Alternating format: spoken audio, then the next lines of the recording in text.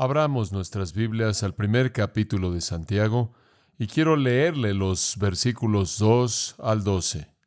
Santiago capítulo 1, versículos 2 al 12. Hermanos míos, tened por sumo gozo cuando os halléis en diversas pruebas, sabiendo que la prueba de vuestra fe produce paciencia. Mas tenga la paciencia su obra completa, para que seáis perfectos y cabales, sin que os falte cosa alguna. Y si alguno de vosotros tiene falta de sabiduría, pídala a Dios, el cual da a todos abundantemente y sin reproche, y le será dada. Pero pida con fe, no dudando nada, porque el que duda es semejante a la onda del mar, que es arrastrada por el viento y echada de una parte a otra. No piense, pues, quien tal haga, que recibirá cosa alguna del Señor. El hombre de doble ánimo es inconstante en todos sus caminos. El hermano que es de humilde condición, gloríese en su exaltación, pero el que es rico en su humillación, porque él pasará como la flor de la hierba. Porque cuando sale el sol con calor abrasador, la hierba se seca, su flor se cae, y perece su hermosa apariencia.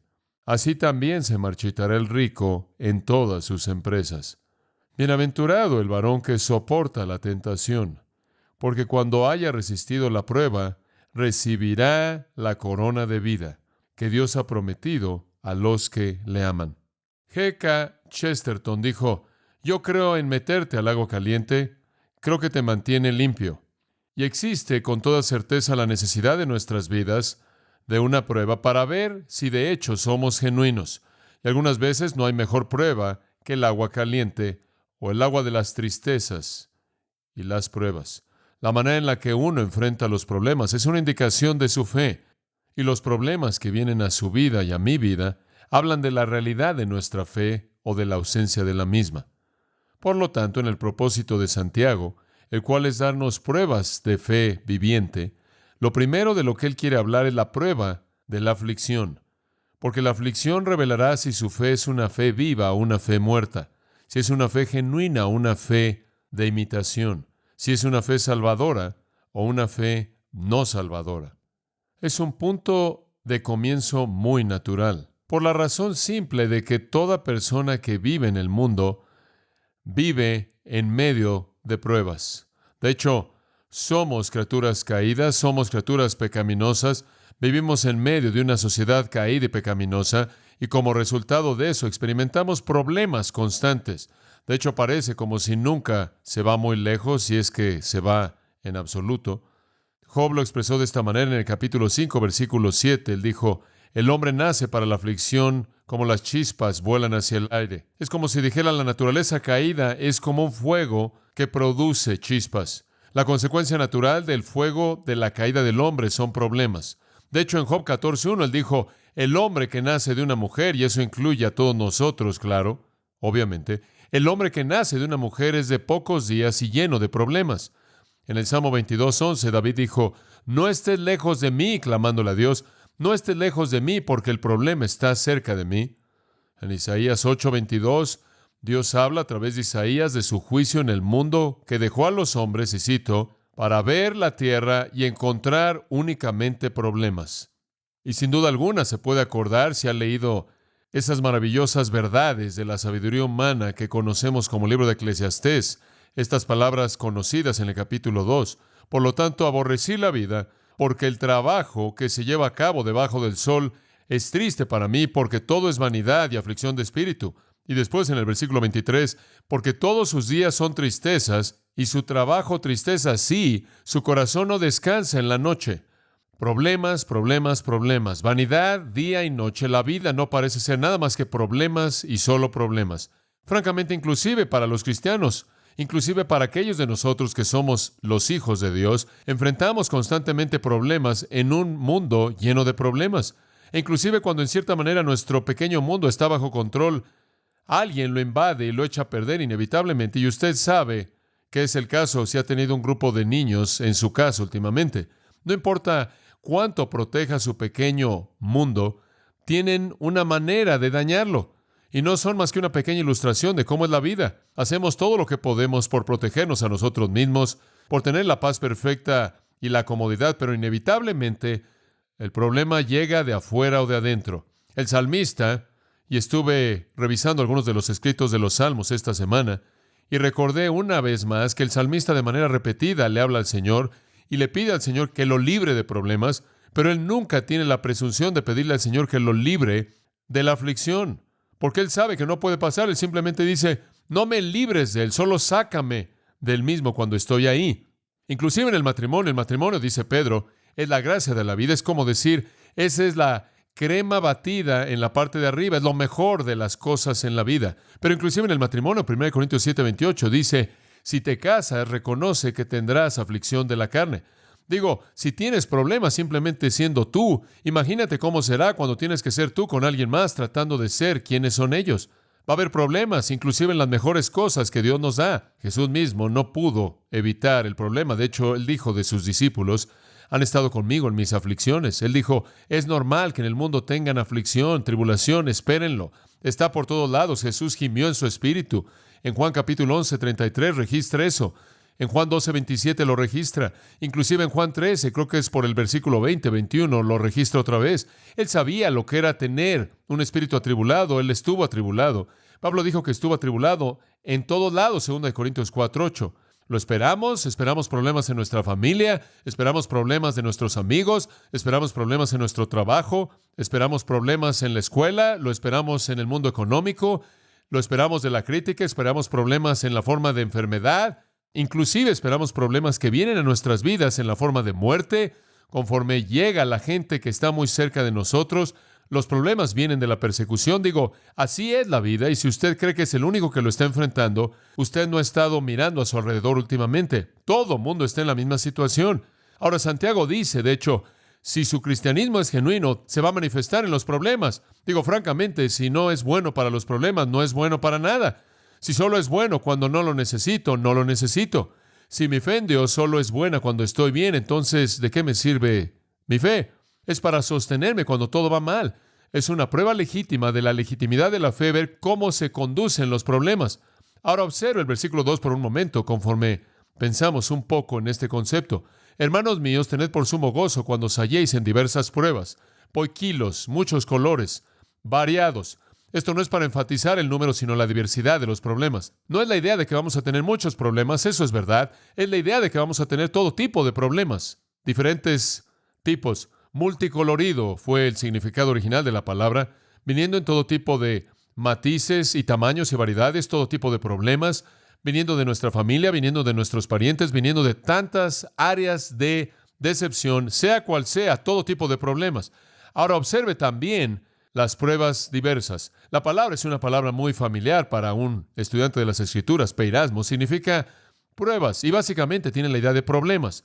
Algo que rompe la idea de tranquilidad, que rompe el patrón de paz y consuelo y gozo y felicidad. Realmente no sabemos específicamente las pruebas que Santiago tiene en mente conforme escribe. Realmente no sabemos lo que estaba pasando entre los judíos dispersos, que él habría identificado como alguna prueba específica, y probablemente está bien que no lo conozcamos, porque la naturaleza general de la vida está tan llena de problemas que una instrucción general en esta área es muy aplicable a un rango amplio de cosas, no solo a la gente a quien Santiago escribió, sino también a nosotros, y debido a que él los llama diversas pruebas, pruebas de colores diferentes, las pruebas variadas, sin duda alguna está suponiendo que vienen en todo tipo de formas, y realmente no es específicamente importante qué estaba enfrentando la gente en ese momento. Ahora, la palabra prueba no necesariamente denota alguna solicitud a la maldad. No necesariamente significa tentación. En un sentido, es desafortunado que ha sido traducida en algunas versiones como tentación. Es traducida a pruebas en algunas ediciones. La misma palabra del versículo 2 es traducida a tentaciones en el versículo 12. Y el contexto aquí muestra claramente que la idea no es enfatizar alguna solicitud subjetiva a la maldad, sino más bien una dificultad objetiva que prueba y fortalece la fe. En sí misma y de sí misma, esta prueba no es una solicitud a la maldad, simplemente es una dificultad objetiva que entra a la vida, que puede ser una prueba de la legitimidad de nuestra fe. Y por cierto, según Moulton y Milligan, eruditos excelentes que nos han dado un léxico del idioma griego, dicen que la palabra siempre expresa la idea de una prueba. Siempre expresa la idea de una prueba. Es una palabra muy rara, francamente, en el griego secular, pero es una palabra muy común en el griego bíblico, debido a que la prueba de la fe es una parte tan importante de la vida espiritual. De hecho, la forma del verbo de peirazo, significa probar a alguien, probar a alguien. Entonces es la idea de una prueba. Sea que resulten cosas buenas o resulten cosas malas, el punto aquí es la prueba. Todo problema que viene a su vida y toda aflicción, sea una pequeña o grande, se convierte entonces en una prueba de su fe. O usted la aprueba o la reprueba. Aprobar. Escuche esto. Si pasa la prueba, escuche, la mantiene como prueba. Reprobar la prueba la convierte en una tentación. Si termina como pecado, ha mostrado ser una tentación exitosa. Si termina en una victoria, ha mostrado ser una prueba exitosa. Una tentación lo lleva a pecar y lo hace fallar, lo hace caer. Una prueba lo lleva a la fortaleza y lo hace permanecer de pie. Entonces, las aflicciones son pruebas que revelan la legitimidad y la fortaleza de su fe. Por un lado, pueden revelar la legitimidad de su fe y pueden, por otro lado, revelar también la fortaleza de su fe.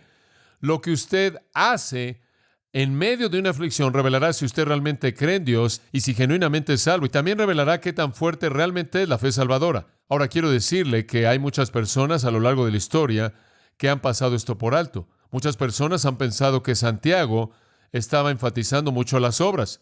Y quiero que sepa en esta epístola que Santiago enfatiza mucho la fe. No está desequilibrado, es muy fuerte en la fe, no solo en las obras. Y Martín Lutero dijo, esta es una epístola de paja, mostrando que realmente era inútil porque hablaba tanto de la justicia de obras que realmente no entendió el punto. Santiago realmente enfatiza la fe y las obras solo son una manifestación. Es solo una prueba de fe verdadera. Ahora, permítame decir otra cosa. Debemos señalar que Santiago no está distinguiendo aquí entre las pruebas internas y las pruebas externas, porque no podemos distinguir entre ambas tampoco. He descubierto en mi vida que toda aflicción externa rápidamente se convierte ¿en qué? En una interna. Ninguna aflicción que jamás he visto se queda fuera. De lo contrario, no es mucha aflicción. Se mete a mi mente, por así decirlo, se internaliza y se convierte en una aflicción. Entonces, Santiago no está diciendo, aquí están las cosas externas y más adelante vamos a entrar a la tentación, lo cual es lo interno. Cualquier prueba es externa e interna. La vida cristiana no puede hacer una distinción así. Simplemente hay pruebas en general y nuestra vida está constituida de las mismas. Vienen en la forma de decepciones, frustraciones, malos entendidos, sueños no cumplidos, expectativas no cumplidas, gran pérdida, gran soledad, temor, crítica, persecución, conflicto. Y quizás todas comienzan por fuera, pero tarde o temprano terminan en el interior y eso es lo que las hace una aflicción. Eso es la vida. Y todas vienen, observa el versículo 3, con el propósito de probar su fe, para ayudarle a ver si su fe es real y qué tan fuerte es esa fe.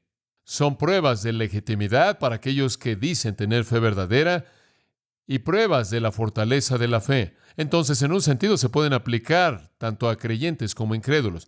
Entonces, recuerde que el propósito de Santiago ahora es el probar la fe.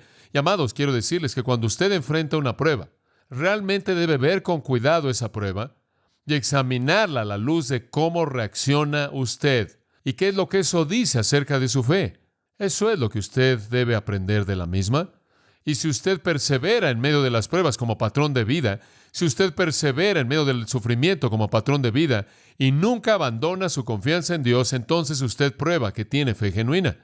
Robert Johnston, escribiendo un comentario de Santiago hace muchos años atrás, dijo esto, y cito, Santiago nos muestra que donde no hay más que una profesión vacía o un mero sentimiento soñador, no basado en convicciones firmes e inteligentes de la verdad, el fuego de la aflicción los va a quemar. Fin de la cita. Además, él añadió, y cito, pero donde hay fe verdadera, la aflicción de manera natural lleva a un pensamiento más profundo que bajo otras circunstancias en el pecado y sus postres, y de esta manera libera el corazón del control de la justicia personal. La fuente de la debilidad lleva a una lucha apasionada con Dios en oración, y la experiencia de la gracia que nos sostiene, obtenida de esta manera, fortalece y lleva la esperanza con respecto al tiempo venidero. Fin de la cita. Esa es una afirmación muy rica y llena de significado, pero lo que él básicamente está diciendo es, Usted coloca a un cristiano falso en medio de la aflicción e inevitablemente lo va a destrozar, lo va a quemar. Usted coloca a un creyente verdadero en una aflicción, en una prueba, y lo va a llevar a no confiar en su propia fuerza, le va a mostrar su propia debilidad y lo va a llevar a la oración para apoyarse, para depender de la debilidad, de la fortaleza más bien de Dios, en lugar de depender de su propia debilidad. La prueba entonces, para una fe falsa, la quema. La prueba para la fe verdadera causa dolor, el dolor de la ineptitud, la debilidad, y la hace que se vuelva de depender en sí misma a depender de la fortaleza de Dios. Entonces, la prueba o la aflicción se convierte en la primera de las pruebas de Santiago para la fe viviente. Ahora, así es como comienza esta sección y quiero mostrarle en esta noche cómo es que la termina. Vayamos al versículo 12. Bienaventurado el varón que soporta la tentación. Esta es una bienaventuranza, por cierto, en la misma línea de Mateo 5, en donde Jesús dio las bienaventuranzas. Y le dije la semana pasada que es casi como si las bienaventuranzas y el sermón del monte se encuentran detrás del pensamiento de Santiago, y veremos esto a lo largo de la epístola.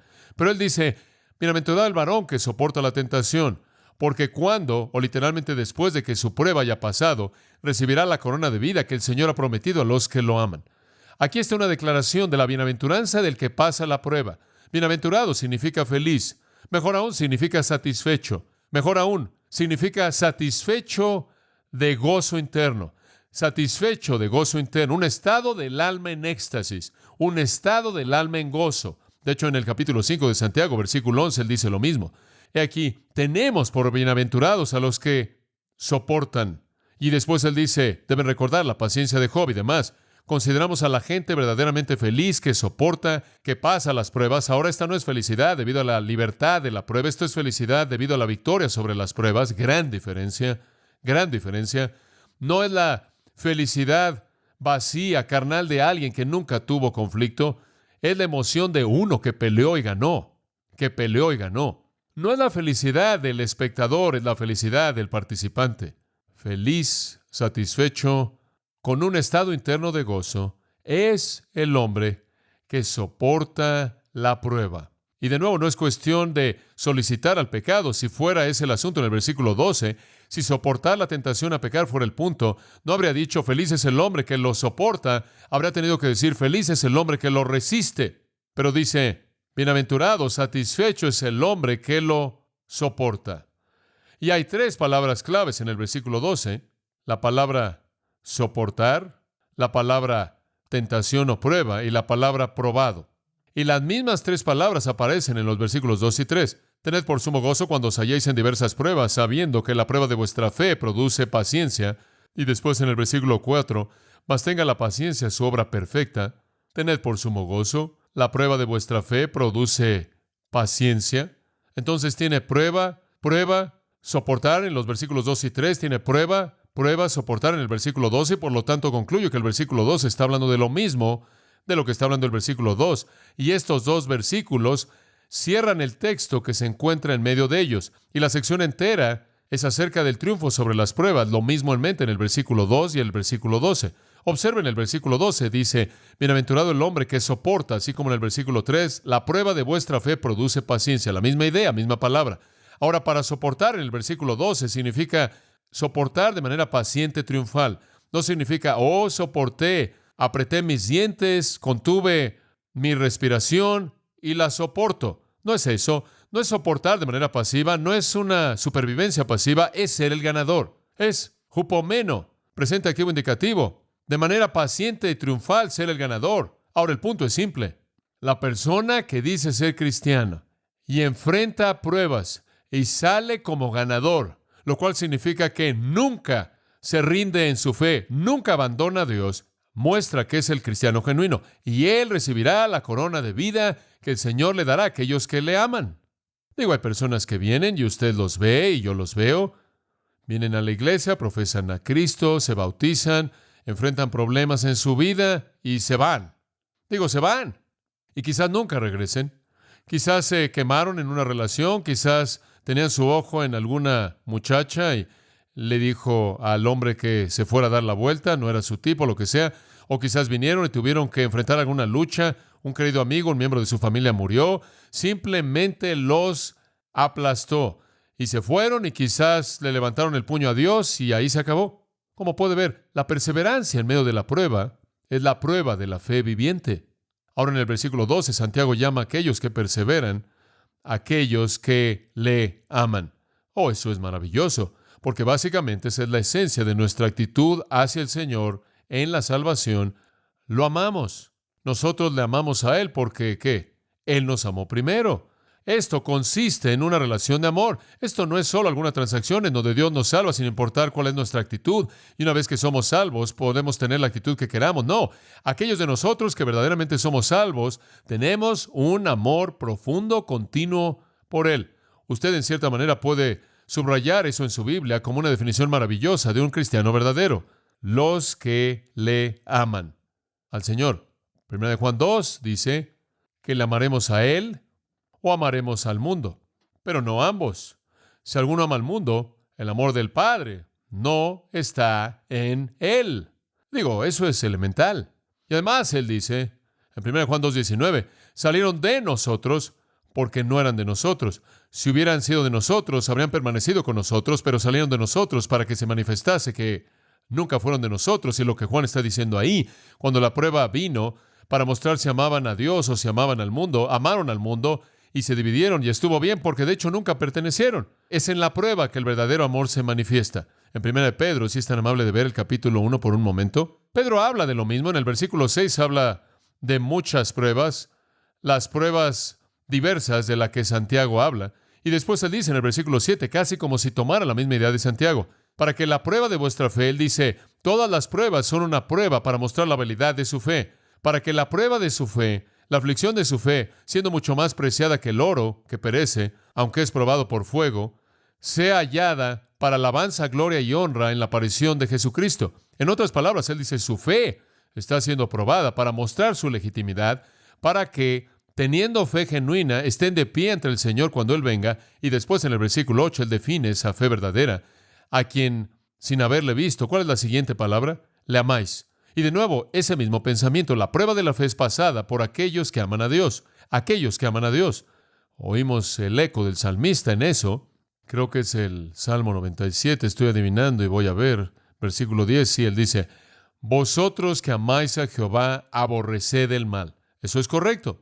Y de nuevo, el pueblo de Dios se designa como aquellos que aman al Señor. Todas las cosas son para bien para aquellos que, ¿qué? Que aman a Dios.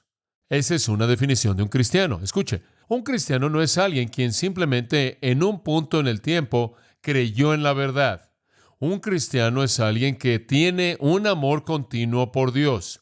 Y ese amor permanece estable, inclusive en la aflicción. Digo, ¿qué diríamos acerca de un amor a nivel humano que solo fuera bueno si no hay problemas? Olvídalo, eso no sirve de nada. El punto es simple entonces. Aquellos que le aman son aquellos que se aferran a Él en base al amor, sin importar cuál sea la prueba y la aflicción, y de esta manera prueban que su fe es genuina. ¿Qué significa amarlo? Bueno, esencialmente Jesús lo dijo una y otra vez. Si me amáis, ¿qué? Guardad mis mandamientos. Juan 14:15, Juan 15:9 y 10, Primera de Juan 2, versículos 5 y 6, Primera de Juan 4:16, Primera de Juan 5:1 y 2 y 3, todos dicen lo mismo. Si me amáis, guardad mis mandamientos. El que guarda mis mandamientos es el que me ama. Entonces, la legitimidad de la fe es edificada sobre el amor. Pero el amor, para ser demostrado como genuino, debe ser probado. Invariablemente, si es amor verdadero, pasa la prueba y mantiene obediencia. Pasa la prueba y mantiene obediencia. Ahora regresemos al versículo 12 y veamos un poco más ese versículo. Como creyentes que expresamos, profesamos nuestra fe, vamos a ser probados. Si pasamos la prueba, aferrándonos al Señor, aunque puedan haber momentos de lucha y tiempos de duda, nuestra fe no es destruida, no es eliminada, nos aferramos a Él porque lo amamos. Si ese es el caso, entonces seremos bendecidos.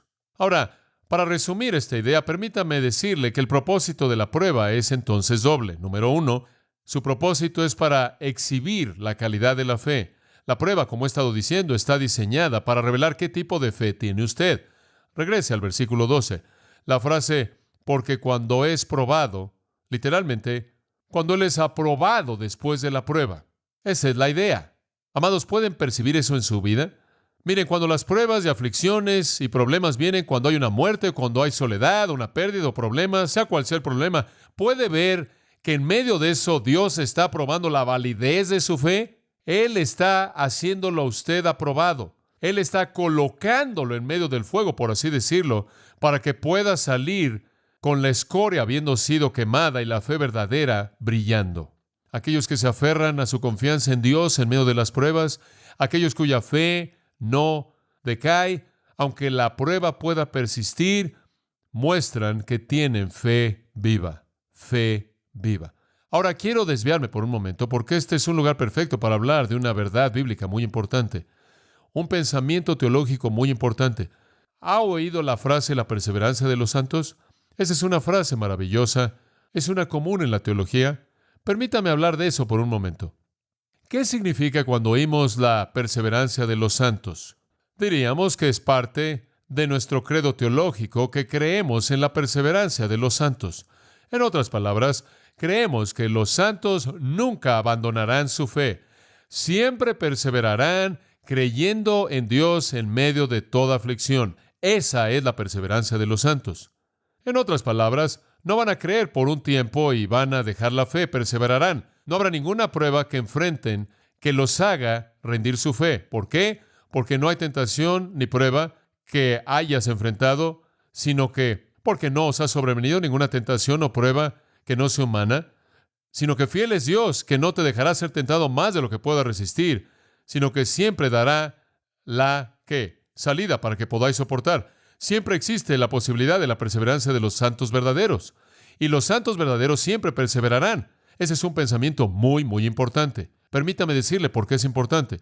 Durante años crecí oyendo una frase llamada seguridad eterna. ¿La ha oído? Creemos en la seguridad eterna. Esa es una frase buena. De hecho, solía oírlo de esta manera. Una vez salvo, usted lo sabe. Siempre salvo, es correcto.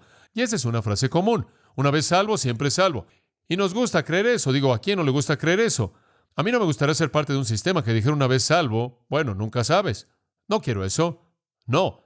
El énfasis en la frase una vez salvo, siempre salvo, está bien. Pero lo que eso está diciendo en un sentido es que algunas personas se ponen muy nerviosos y dicen, oye, espera un momento, una vez salvo, siempre salvo, significa que puedes hacer lo que quieras y Dios, en cierta manera, no le queda otra opción sino estar contigo. Y el énfasis de eso está en el poder sustentador de Dios y eso está bien.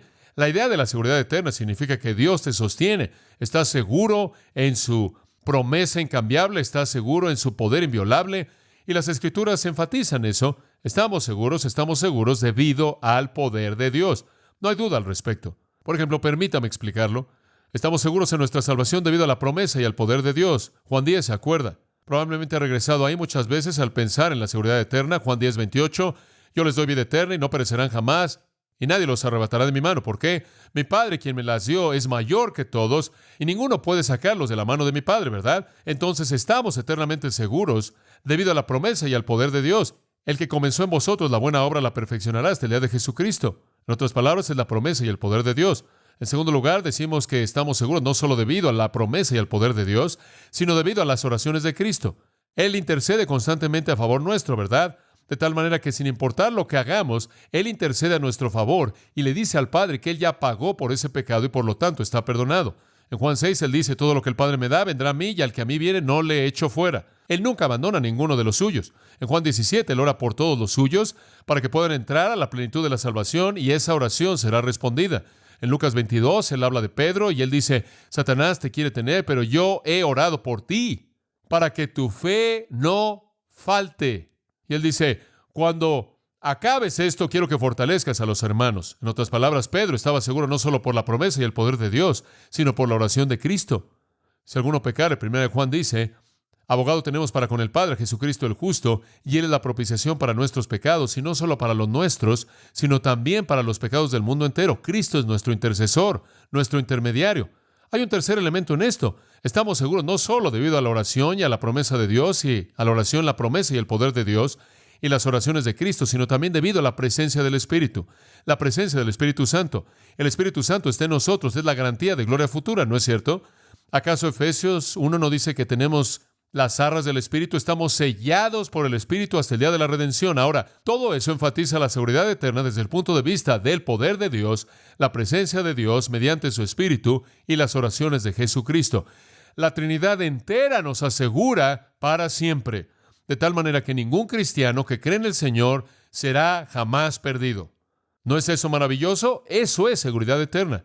Y nuestra salvación y nuestra seguridad están basadas, escuche esto, en la fidelidad de pacto de Dios. Está basada en la fidelidad de pacto de Dios. Y el mismo Dios de paz, dice Pablo a los Tesalonicenses, capítulo 5, versículo 23, os santifique por completo, y oro porque todo vuestro espíritu y alma y cuerpo sean guardados irreprensibles hasta la venida de nuestro Señor Jesucristo. Estoy orando porque sean preservados irreprensibles hasta que Jesús llegue aquí. Versículo 24 dice, y fiel es el que os llame, el cual también que lo hará. Estamos seguros en base a la fidelidad de pacto de Dios. Eso es maravilloso. Dios preserva a su pueblo de la apostasía, Él preserva a su pueblo de desviarse, y Él los lleva a todos al cielo. Eso es claramente la enseñanza de las Escrituras. Escuche lo que las Escrituras dicen. Salmo 31. Tened buen ánimo, y Él fortalecerá vuestro corazón, todos los que esperan en Jehová. Salmo 37. Los pasos de un buen hombre son ordenados por Jehová. Salmo 37 de nuevo, versículo 28. Porque Jehová ama el juicio y no deja a sus santos, escuche esto, son preservados para siempre. Maravilloso. Salmo 41:2 dice, Jehová lo preservará y lo mantendrá vivo, y él será bendecido en la tierra. Salmo 97:10, vosotros que amáis a Jehová, odiad el mal, él preserva las almas de sus santos, él los libra de la mano del impío. Salmo 116:6, Jehová preserva al simple. ¿No le da gusto eso? Yo fui humillado y me ayudó, él no dejará que mi pie sea movido, el que te guarda no se adormecerá, he aquí, el que guarda a Israel no se adormecerá ni dormirá. Jehová es tu guardador, Jehová es tu sombra, tu mano derecha. El sol no te afectará de día ni la luna de noche. Jehová te guardará de todo mal. Maravilloso. Romanos 16:25. Y aquel que es poderoso para estableceros según mi evangelio. 2 Timoteo 1:12. Por lo cual también sufro estas cosas. No obstante, no me avergüenzo, porque yo sé en quién he creído y estoy persuadido de que es poderoso para guardar aquello que le he encomendado hasta aquel día. ¿Se acuerda de ese? Y Él es poderoso para guardar lo que le he encomendado. ¿Y qué es lo que le he encomendado? Mi alma. 2 Timoteo 4:18. Y el Señor me librará de todo obra mal, escuche esto, y me preservará hasta su reino celestial, a quien sea gloria por los siglos de los siglos. Amén. 1 Pedro 1:5 dice que somos guardados por el poder de Dios.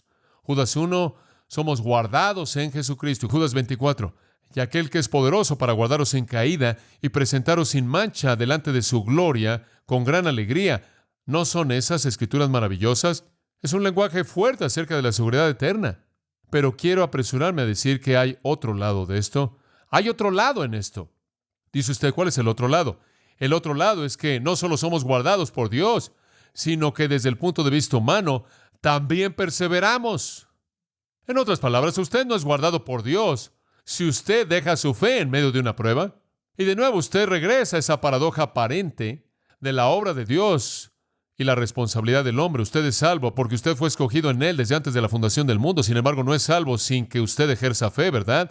Usted está seguro debido a la fidelidad de pacto de Dios, pero usted no está seguro sin ejercer perseverancia. El medio, entonces, de la seguridad eterna es llevado a cabo mediante el poder del Espíritu, energizando, capacitando al creyente verdadero para perseverar en fe en medio de todas las pruebas.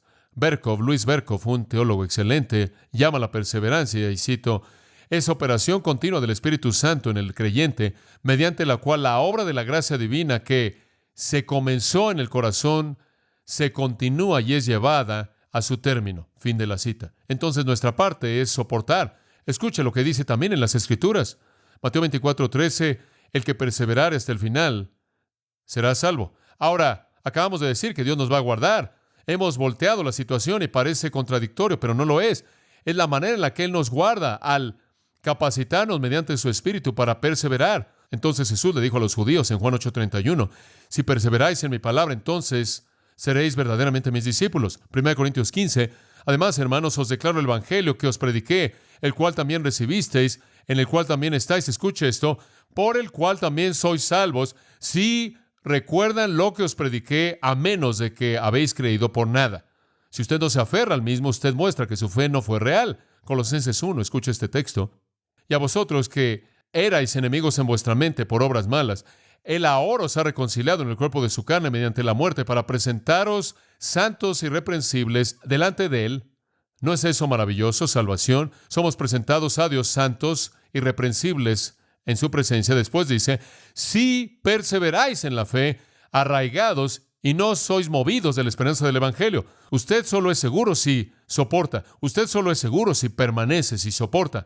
El soportar es el medio por el cual la seguridad se manifiesta. Por lo tanto, Hebreos 2 dice que debemos prestar más atención a las cosas que hemos oído, no sea que en algún momento nos resbalemos.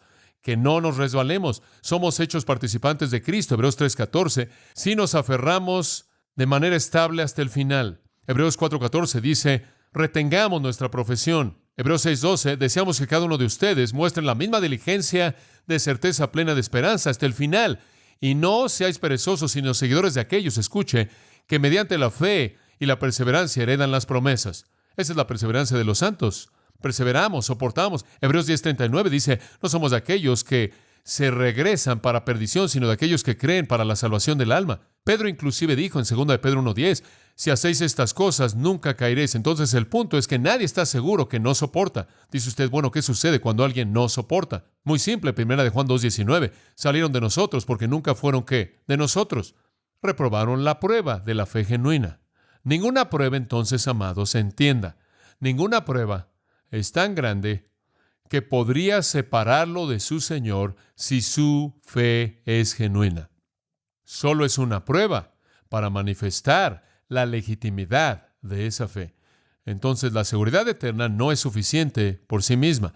No es cuestión de que una vez salvo es siempre salvo, sin importar lo que usted crea y sin importar lo que usted haga. No. Si no hay perseverancia, si usted no pasa la prueba y se aferra al Señor, si usted no continúa amando y obedeciéndolo en medio de toda prueba de la vida, entonces da evidencia de tener una fe ilegítima. ¿Cuántas personas que usted conoce que vinieron a la iglesia por un tiempo tuvieron algo de problemas en su vida y se fueron? Quisieron una profesión de fe en Cristo, pero ya no perseveraron, no pueden ser identificados como aquellos que lo aman. Su vida no se caracteriza por la obediencia. Me encanta lo que dice en la Confesión de Fe de Westminster. Y cito, aquellos a quienes Dios ha aceptado en su amado, llamados eficazmente y santificados por su Espíritu, no pueden ni total ni finalmente caer del estado de la gracia, sino que ciertamente perseverarán hasta el final y serán eternamente salvos. Esta perseverancia de los santos no depende de su propia libre voluntad, sino de la inmutabilidad del decreto de la elección, fluyendo del amor de Dios Padre libre e incambiable, de la eficacia del mérito e intercesión de Jesucristo, y la permanencia del Espíritu y de la simiente de Dios dentro de ellos, y la naturaleza del pacto de gracia, del cual también surge la certeza e infalibilidad del mismo. No obstante, pueden, mediante las tentaciones de Satanás y del mundo, la prevalencia de la corrupción que permanece en ellos y el descuido de los medios de su preservación, caer en pecados tristes y por un tiempo continuar en ellos, por los cuales incurren en el desagrado de Dios y entristecen a su Espíritu Santo y llegan a ser privados de alguna medida de sus gracias y comodidades. Sus corazones se endurecen, su conciencia es herida, escandalizan y lastiman a otros y traen juicios temporales en sí mismos. Fin de la cita. Ahora, lo que la Confesión de Westminster está diciendo es que un cristiano puede meterse en muchos problemas, pero nunca en últimas dejar su fe, porque él perseverará. Las pruebas entonces prueban la fe genuina. Mediten los siguientes himnos. Más seguro nunca está nadie que los amados del Salvador, ni la estrella que está en la altura, ni el ave que está escondido en su nido.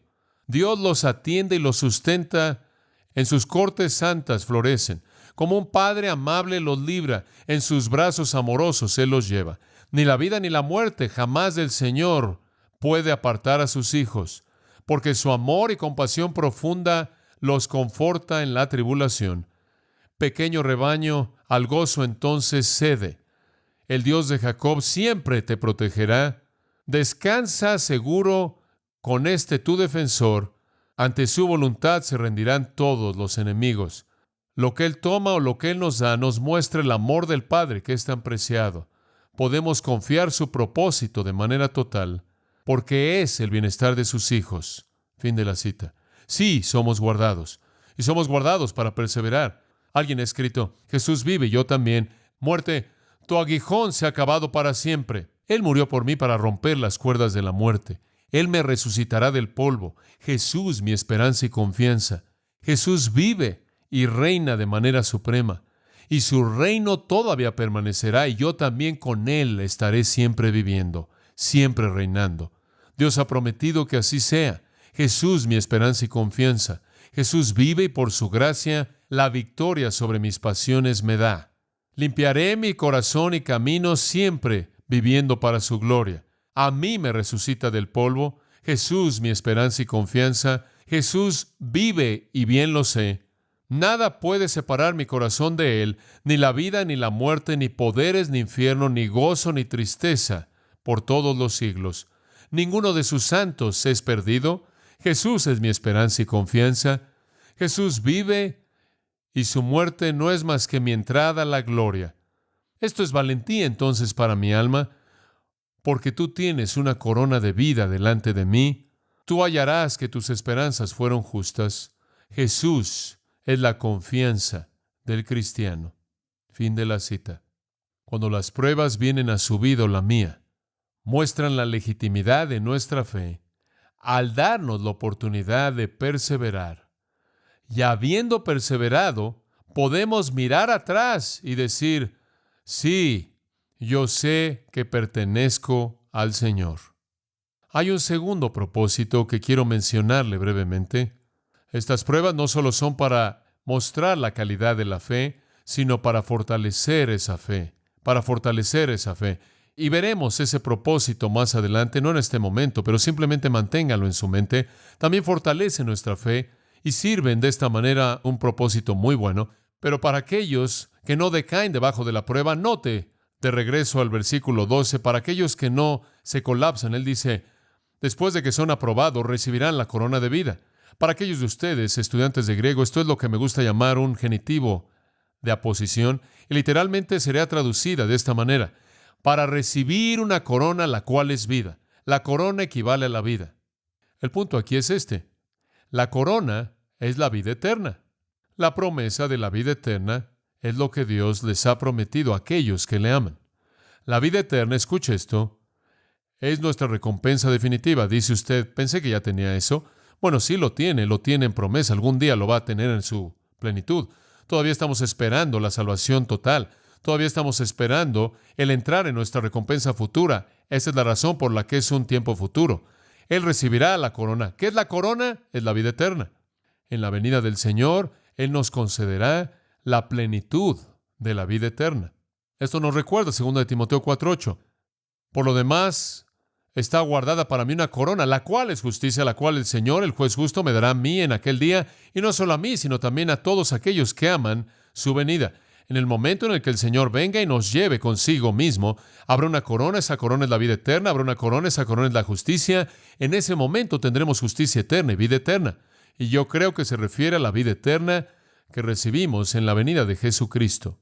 De hecho, todas las recompensas que el Señor nos concede se encuentran encerradas en nuestra vida eterna. En últimas, 1 Timoteo 6:12, pelea la buena batalla de la fe, echa mano de la vida eterna, la plenitud de la promesa de la vida eterna. De hecho, en 1 Pedro 5:4, cuando el príncipe de los pastores aparezca, recibiréis una corona, la cual es gloria. Entonces es vida eterna, es justicia, es gloria. Esas no son coronas que le pertenecen a diferentes cristianos. Esas son coronas que le pertenecen a todos los cristianos. Todos los cristianos recibirán vida eterna, justicia eterna y gloria eterna. Por cierto, Apocalipsis 2:10 también menciona la corona de vida de nuevo.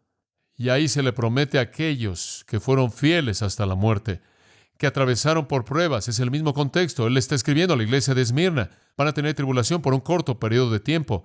Si muestran que son fieles en medio de eso, inclusive si significa la muerte, entonces yo te voy a recompensar con vida eterna. Ahora, permítame decir esto. La vida eterna no es ganada mediante perseverancia. no es ganada mediante perseverancia, pero la perseverancia es la prueba de la fe verdadera y el amor verdadero, el cual es recompensado mediante la vida eterna. ¿Entiende esa distinción?